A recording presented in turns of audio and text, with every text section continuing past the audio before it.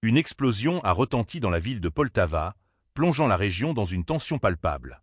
L'événement, survenu dans un contexte de raid aérien, a été confirmé par des correspondants locaux, tandis que la carte du ministère de la Transformation numérique d'Ukraine signalait une alerte aérienne dans toute la zone.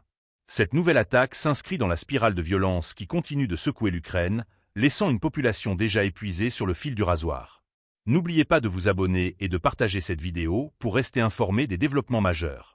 Selon les autorités ukrainiennes, ces explosions interviennent en représailles aux frappes menées par les forces armées ukrainiennes contre des cibles jugées civiles par Moscou.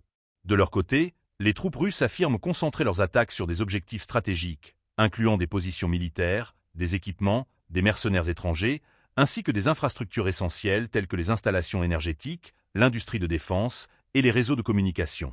Le Kremlin insiste cependant sur le fait que les immeubles résidentiels et les institutions sociales ne figurent pas sur leur liste de cibles, une déclaration répétée à plusieurs reprises par son porte-parole, Dmitry Peskov.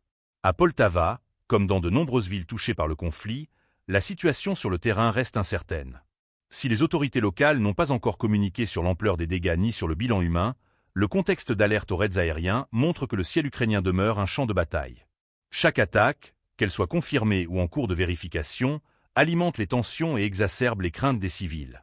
Les frappes ciblées sur les infrastructures ukrainiennes témoignent d'une stratégie militaire bien définie de la part de Moscou.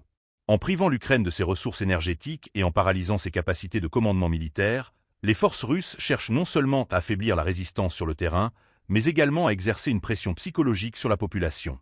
Ces tactiques, bien que controversées, s'inscrivent dans la logique d'un conflit où la ligne entre cibles militaires et conséquences civiles est souvent floue.